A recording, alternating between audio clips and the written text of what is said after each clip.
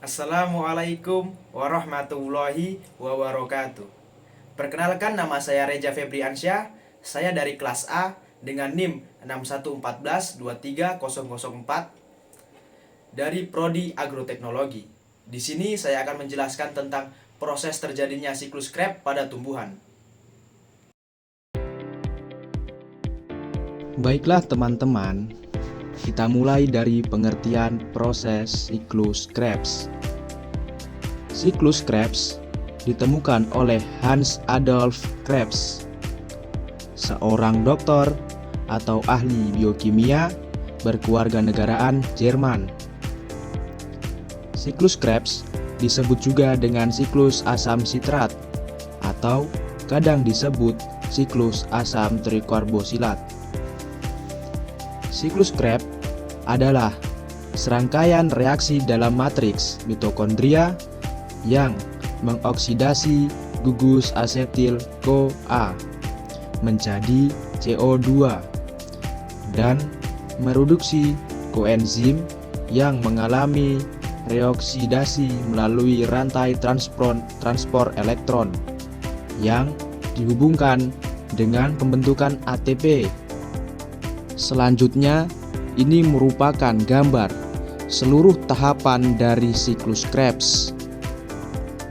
Perlu teman-teman tahu, siklus Krebs merupakan siklus yang terjadi pada matriks jaringan mitokondria. Baiklah teman-teman, di tahap selanjutnya kita akan belajar tentang tahapan-tahapan dari siklus Krebs. Baiklah, yang pertama yaitu proses pembentukan sitrat. Dalam proses ini terjadi penggabungan antara molekul asetil-CoA dengan oksaloasetat yang membentuk asam sitrat yang dibantu dengan enzim asam sitrat sintase. Pada proses yang kedua, yaitu sitrat yang dihasilkan dari proses sebelumnya akan diubah menjadi isositrat dengan bantuan enzim akotinase yang mengandung Fe2+. Pada tahap yang ketiga terjadi proses dekarbosilasi atau proses pertama kali. Isositrat yang terbentuk dari tahapan sebelumnya dioksidasi menjadi oksalosuksitrat yang terikat oleh enzim isositrat dehidrogenase. Pada tahap ini, isositrat diubah menjadi alfa ketoglutarat oleh enzim yang sama dibantu dengan NADH. Pada tahap yang keempat, terjadi proses pengubahan alfa ketoglutarat menjadi suksinat CoA oleh enzim alfa ketoglutarat kompleks dan proses oksidasi. Pada tahap yang kelima, suksinil CoA diubah menjadi suksinat. Tidak hanya dibantu dengan enzim, tahap pengubahan ini dibantu juga dengan Mg2+ dan GDP yang bersama fosfat membentuk GTP. GTP inilah yang diubah menjadi ATP sehingga menjadi energi yang dibutuhkan jaringan. Pada tahap yang keenam, suksinat akan dioksidasi menjadi fumarat dengan bantuan enzim suksinat dehidrogenase.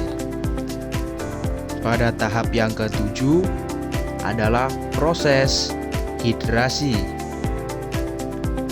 Pada proses ini terjadi penambahan atom hidrogen pada ikatan karbon sehingga menghasilkan produk berupa malat.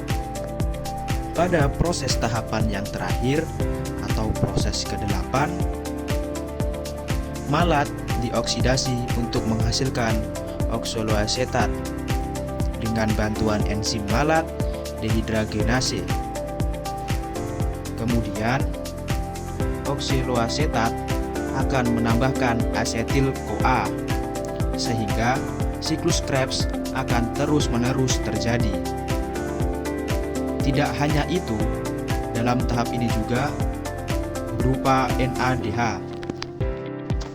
Baiklah, selanjutnya merupakan hasil proses siklus Krebs. 1 molekul asetil-CoA yang masuk siklus Krebs akan menghasilkan 1 ATP, 3 NADH, dan 1 FADH2 dan 2 CO2.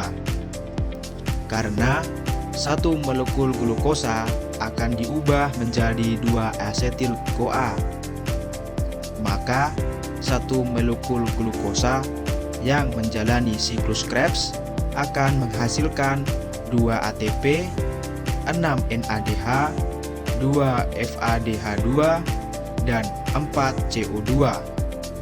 Molekul NADH dan FADH2 nantinya akan masuk ke transport elektron untuk menghasilkan ATP. 1 molekul NADH akan diproses untuk menghasilkan 3 ATP, sedangkan 1 molekul FADH2 akan menghasilkan 2 ATP.